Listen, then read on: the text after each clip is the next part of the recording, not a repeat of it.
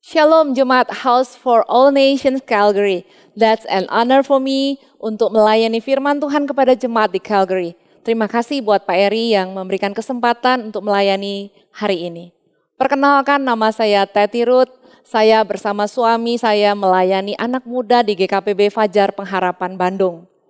Sebelum kita masuk dalam pembahasan firman Tuhan hari ini, mari kita berdoa. Tuhan Yesus, kami bersyukur hari ini kami boleh berkumpul bersama untuk mendengarkan firman Tuhan. Kami minta Roh Kudus terangi hati dan pikiran kami. Roh Kudus, Engkau yang memberikan pengertian kepada setiap kami untuk kami bisa memahami firman Tuhan dan juga melakukan setiap kehendak Allah dalam kehidupan kami. Kami menyerahkan kehidupan setiap kami dan waktu di depan ini ke dalam tangan Tuhan. Di dalam nama Yesus kami berdoa dan mengucap syukur. Amin. Tema kita hari ini, Chosen to Glorify Him. Pembacaan firman Tuhan dari Yohanes pasal 17 ayat 15 sampai 19. Dituliskan demikian. Aku tidak meminta supaya engkau mengambil mereka dari dunia, tetapi supaya engkau melindungi mereka daripada yang jahat. Mereka bukan dari dunia, sama seperti aku bukan dari dunia. Kuduskanlah mereka dalam kebenaran. Firman-Mu adalah kebenaran. Sama seperti Engkau telah mengutus aku ke dalam dunia, demikian pula aku telah mengutus mereka ke dalam dunia. Dan aku menguduskan diriku bagi mereka, supaya mereka pun dikuduskan dalam kebenaran. Kita harus mengetahui bahwa kita adalah umat pilihan Tuhan. We are the chosen one. Bagi setiap kita yang percaya bahwa Yesus adalah Tuhan dan menjadikan Yesus sebagai Raja, firman Tuhan katakan bahwa surga adalah milik setiap kita yang percaya kepada Yesus. Orang yang percaya Yesus, kalau dia mati di dalam Tuhan, maka orang tersebut akan dibangkitkan pada akhir zaman. Ini yang ditulis di dalam kitab Yohanes. Akan tetapi, waktu kita terima Yesus, tujuan kita bukan cuma masuk surga saja. Kalau memang hanya surga adalah satu-satunya tujuan kita, tentu setelah kita terima Yesus, ya sudah, kita lebih baik mati aja. Kan tetapi, waktu Tuhan memilih setiap kita, waktu kita telah menerima anugerah keselamatan, karena kita perlu tahu bahwa keselamatan itu adalah satu anugerah. Bila kita percaya bahwa Yesus adalah Tuhan, itu adalah satu anugerah yang terbesar yang kita terima dari Bapa. Bukan karena kebaikan kita, bukan karena latar belakang kita apa, tetapi semata-mata karena Tuhan sudah memilih setiap kita. Ini sama seperti gini, kalau kita lagi belanja nih ke supermarket. Kita pikir, oh ya hari ini saya pengen masak sesuatu yang spesial di rumah. Kemudian kita pergi ke supermarket, pengen beli buah dan pengen beli sayur. Di situ di supermarket sudah tersedia buah dan sayur pilihan. Dan waktu kita mau beli untuk tujuan kita tadi, tentu kita pilih buah dan sayur yang terbaik. Meskipun itu sudah kita tahu bahwa supermarket sudah memilih yang terbaik. Tapi untuk yang kita mau bawa pulang, kita pilih yang terbaik. Karena kita mau membuat sesuatu yang spesial. Sama kayak kita, we are the chosen one, we are the chosen people for His purpose. Jadi ayat firman yang di awal tadi kita baca dituliskan bahwa aku tidak meminta supaya engkau mengambil mereka dari dunia. Tetapi supaya engkau melindungi mereka daripada yang jahat. Yesus mau agar orang-orang pilihannya seperti kita ini tetap tinggal di dalam dunia. Tentu kalau disuruh tinggal artinya ada tugas yang memang kita harus kerjakan di dalam dunia. We are the chosen one for His purpose. We are the chosen one to glorify His name. Yang pertama yang perlu kita perhatikan, kenapa Yesus mengatakan jangan ambil mereka dari dunia? Mengapa Yesus mengatakan demikian? Artinya kita punya tugas di dunia ini. Orang-orang pilihan Tuhan itu diminta untuk tetap tinggal di dalam dunia. Enggak menyendiri gitu. Kayak film itu loh, film Sung Gokong gitu. Kita harus bertapa dulu di gunung yang tinggi dan ratusan tahun kemudian untuk mendapatkan kitab kehidupan. fokus mereka hanya untuk mencari kitab kehidupan saja. Kehidupan kekristenan adalah tentang kasih Allah pada manusia. Kasih itu bukan untuk disimpan di atas gunung. Kasih itu harus ada di tengah-tengah masyarakat agar dunia dapat merasakan kasih Allah. Tuhan peduli pada setiap kita. Dan ingat bahwa Tuhan juga peduli kepada seluruh manusia yang ada di dunia. Yang berikutnya, we are the chosen one. Kita ini orang yang dipisahkan untuk dikuduskan. Dikuduskan dalam kebenaran firman Tuhan. Itu yang dituliskan di ayat 17 tadi dikatakan bahwa kita dibenarkan karena firman Tuhan. Di ayat 19 dituliskan, Yesus dikuduskan, maka kita kudus oleh darah Yesus. Bukan karena perbuatan baik kita, bukan karena kita terlalu banyak berbuat amal untuk kita bisa kudus. Enggak. Tetapi kita ini diberikan anugerah karena Yesus mati di salib bagi setiap kita. Darah Yesus untuk menebus setiap dosa-dosa kita. Dan setiap kita yang percaya boleh menerima anugerah keselamatan dengan cuma-cuma. Karena itu kasih Tuhan itu juga kita berikan kepada setiap orang dengan cuma-cuma. Nah, kalau kita melihat hal ini, kita nggak bisa berbangga dengan pencapaian kita. Kita nggak bisa bilang, oh ini pekerjaan saya, ini sudah kehebatan saya. Apalagi di dalam pelayanan. Biasanya di dalam pelayanan itu orang bilang gini, oh saya udah senior nih, sekian tahun pelayanan. Kita nggak bisa berbangga untuk hal itu. Kita ini diutus ke dalam dunia untuk menjadi terang dan garam. Itu purpose kita. Itu yang ditulis di dalam Matius 5 ayat 13 sampai 16 ya. Dituliskan demikian. Kamu adalah garam dunia. Jika garam itu menjadi tawar, dengan apakah ia diasinkan? Tidak ada lagi gunanya selain dibuang dan diinjak orang. Kamu adalah terang dunia. Kota yang terletak di atas gunung tidak mungkin tersembunyi. Lagi pula orang tidak menyalakan pelita lalu meletakkannya di bawah gantang, melainkan di atas kaki dian sehingga menerangi semua orang di dalam rumah.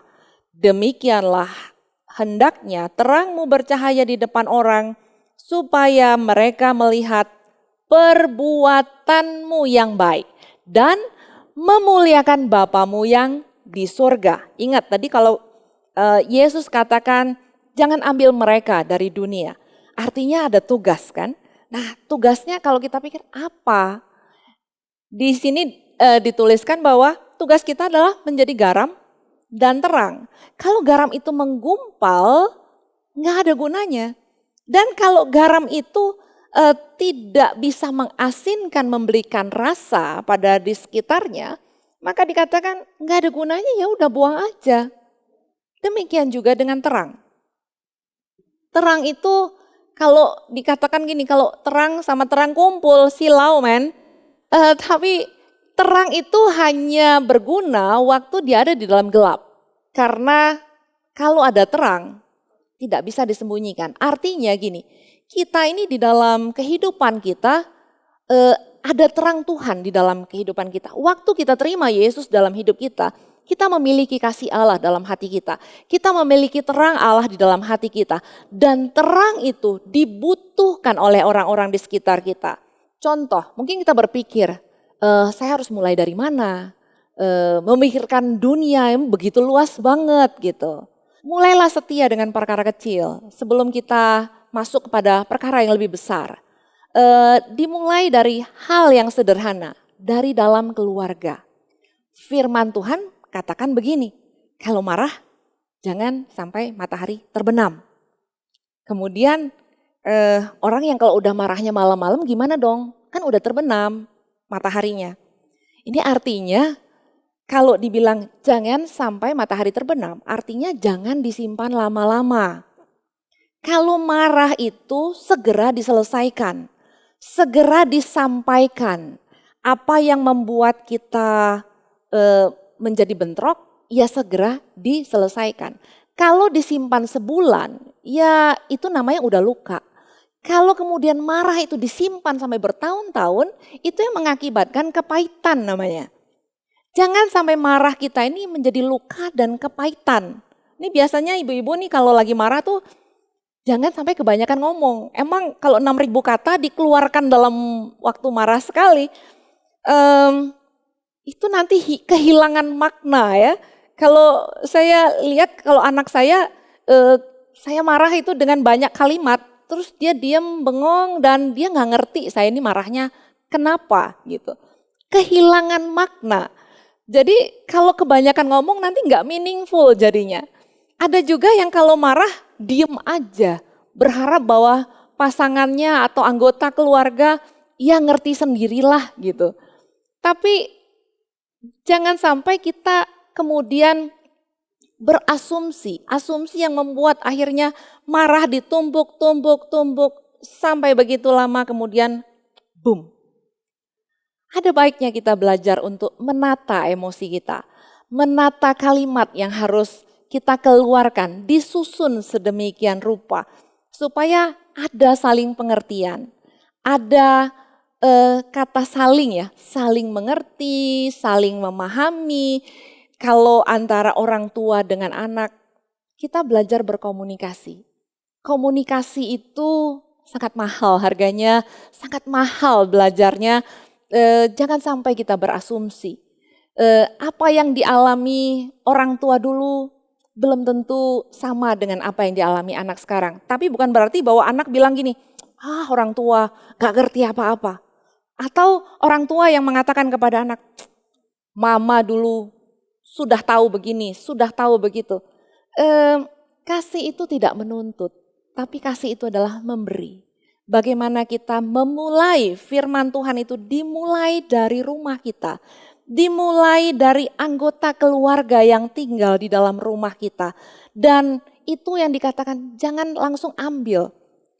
Sekarang ini ada banyak anak muda yang kalau sudah putus asa langsung berpikir mau bunuh diri. Itu bukan jalan keluar.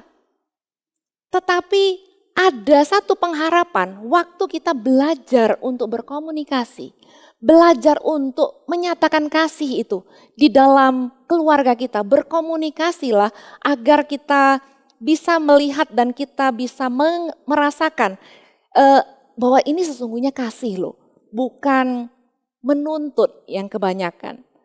Ditulis di dalam Yohanes 17 ayat 18 demikian.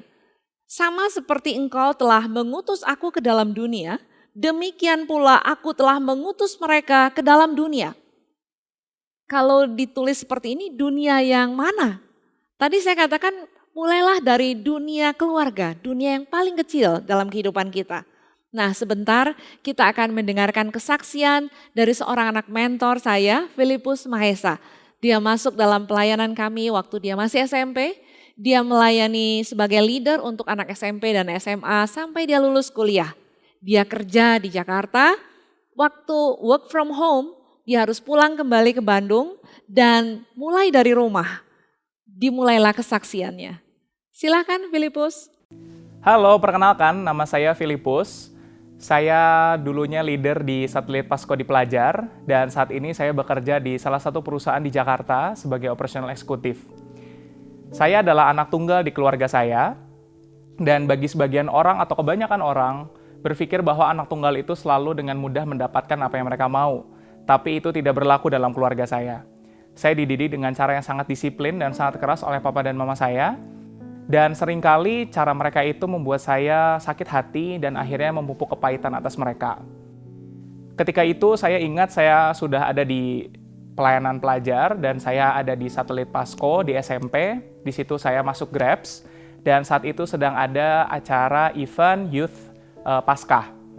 Dan di saat itu Kak Jeffrey dan Kak Teti menyampaikan permohonan maaf sebagai orang tua kepada setiap orang yang hadir di sana. Dan di situ saya memutuskan untuk iya Tuhan, saya mau mengampuni papa dan mama saya. Saya punya harapan bahwa dengan saya sudah mengampuni dan saya sudah ikut acara ini, Tuhan sudah merubah keluarga saya. Nyatanya tidak sama sekali. Keluarga saya justru malah semakin kacau. Ekonomi keluarga saya hancur, relasi kami pun hancur, kami nggak pernah berkomunikasi satu dengan yang lain. Bahkan antara saya, mama saya, dan papa saya tidak saling mengetahui apa yang terjadi sama individu kami masing-masing. Dan di saat itu saya semakin merasa muak dan saya pengen pergi dari rumah. Karena saya merasa rumah ini cuma sekedar tempat singgah, bukan keluarga. Akhirnya dengan rasa kecewa dan rasa yang lelah, ketika saya berdoa dan saya minta ada pemulihan, nyatanya tidak ada apa-apa yang terjadi. Saya masuk kamar saya dan saya berdoa, saya bilang gini sama Tuhan, Tuhan mau pulihin keluarga saya, syukur, enggak juga nggak apa-apa, saya udah pasrah Tuhan. Hasilnya ternyata sama aja, keluarga saya nggak ada perubahan. Saya semakin kecewa dan akhirnya di situ saya memutuskan untuk cerita sama mentor saya.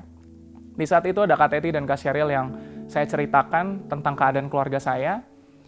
Satu titik Kak Teti ngajak saya ngobrol dan dia sampaikan sesuatu yang bikin saya bingung. Dia bilang, Ipus, kamu di keluarga kamu ini bukan korban, tapi kamu itu diutus Tuhan. Tuhan itu utus Ipus ke keluarga itu supaya kamu itu bisa menunjukkan kasih Tuhan dan Tuhan pakai kamu untuk memulihkan keluarga. Saat itu saya rubah cara pikir saya rubah pandangan saya, dan saya bilang, oke Tuhan, kalau saya utusan dari Tuhan untuk keluarga, saya mau lakuin yang beda. Saya mau terus berdoa buat papa, saya mau terus berdoa buat mama. Di situ iman saya bangkit dan rasa kekecewaan itu seolah luntur. Saya jadi semangat pengen lihat ada pemulihan yang terjadi buat keluarga saya. Singkat cerita, saya pindah ke Jakarta dan saya kerja di Jakarta. Dan ketika momen ada COVID-19 ini ada, saya akhirnya punya kesempatan untuk balik ke Bandung. Selama di Jakarta, saya terus berdoa buat keluarga saya.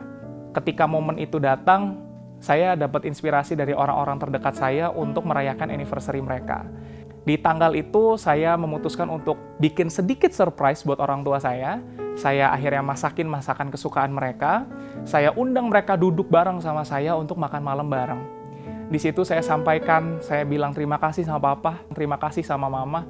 Dan saya minta maaf sama mereka kalau saya masih jadi anak yang belum bisa kasih apa-apa sama mereka. Setelah kita makan bareng, saya ajak mereka untuk berdoa.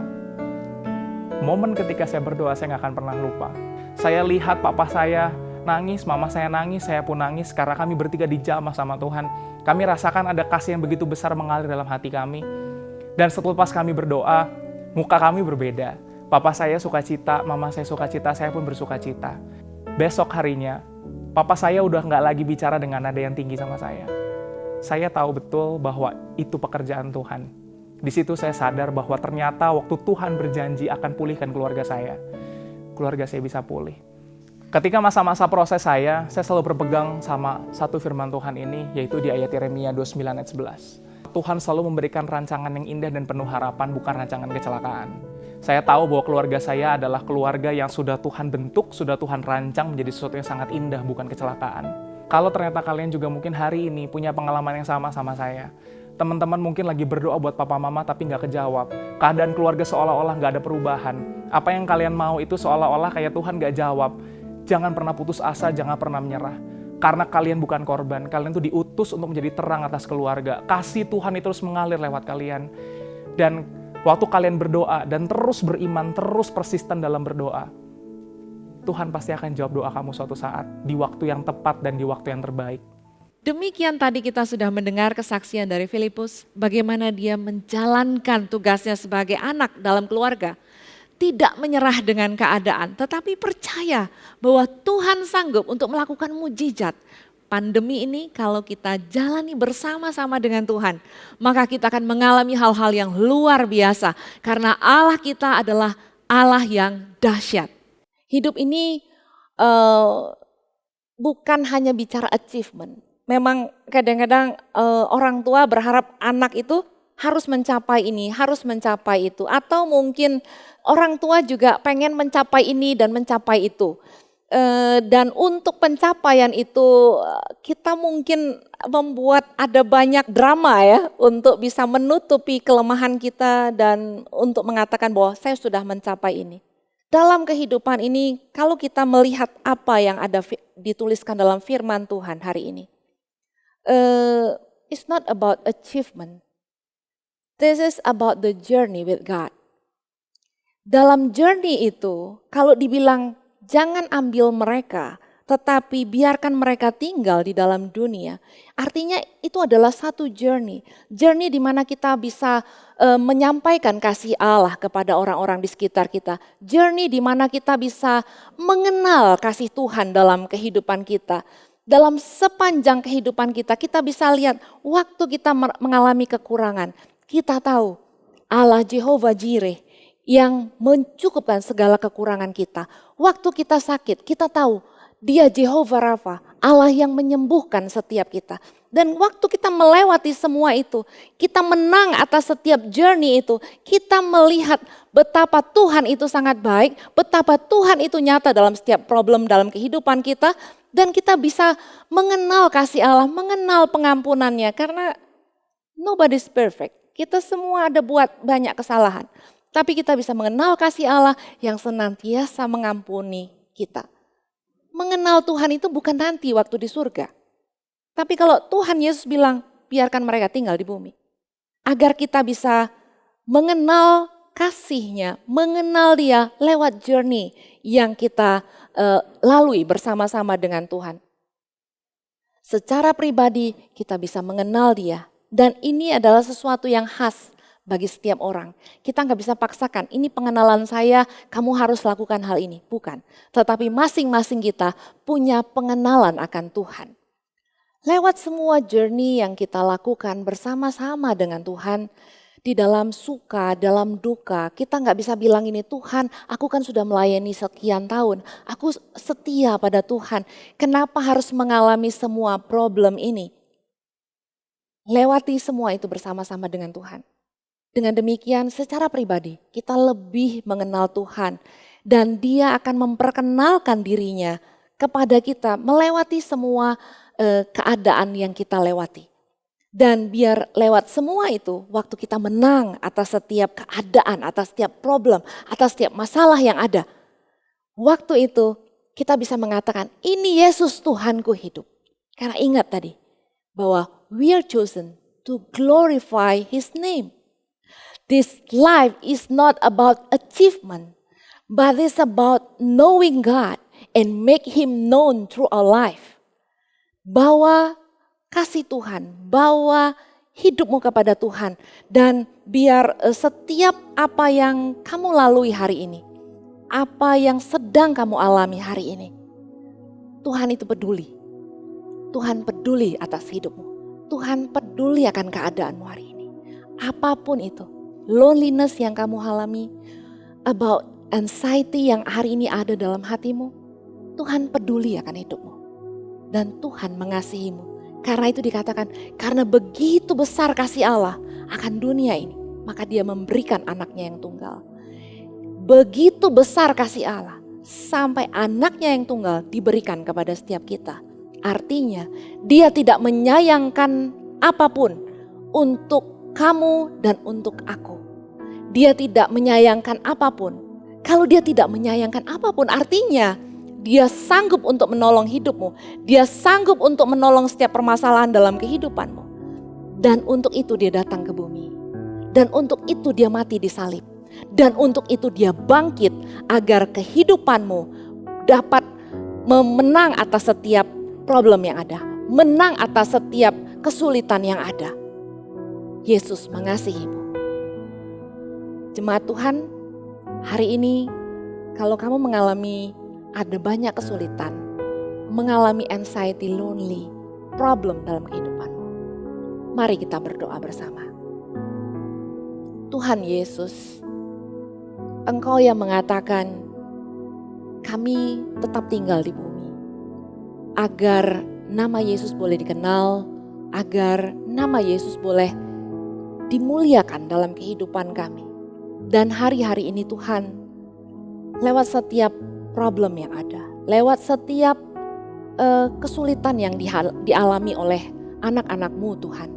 Saat ini Allah Bapa yang dapat kami andalkan dalam segala perkara. Bapa yang bertanggung jawab untuk hidup kami hari ini dan untuk masa depan setiap kami. Hari ini Tuhan, aku berdoa untuk anak-anak-Mu. Apapun keadaan mereka hari ini, biar kasih Tuhan yang memulihkan keadaan anak-anak-Mu. Biar lewat kesulitan yang ada hari ini, Tuhan hadir dan Tuhan jawab setiap kebutuhan mereka. Lewat problem yang ada, Tuhan Engkau yang memberikan hikmat, Engkau yang memberikan kemampuan untuk menang atas setiap masalah. Bagi setiap hamba-hambamu yang sedang mengalami sakit hari ini, biar kesembuhan itu terjadi. Allah Jehovah Rafa yang menyembuhkan di dalam nama Yesus. Tuhan, Engkau Bapa yang sangat baik. Kenalkan dirimu, nyatakan dirimu Tuhan di dalam kehidupan setiap anak-anak-Mu, biar sungguh mereka boleh melihat kemenangan itu terjadi Tuhan. Kemenangan itu terjadi di dalam rumah mereka. Kemenangan itu terjadi dalam diri mereka. Dan dengan demikian mereka boleh memuliakan nama Tuhan. Nama Yesus boleh dikenal. Nama Yesus boleh dimuliakan lewat kehidupan setiap anak-anak-Mu. Dan kesaksian demi kesaksian itu boleh terjadi Tuhan. Karena ada kasih Allah yang memulihkan, yang menjawab setiap kebutuhan anak-anak-Mu. Hanya di dalam nama Yesus kami berdoa dan mengucap syukur. Amin.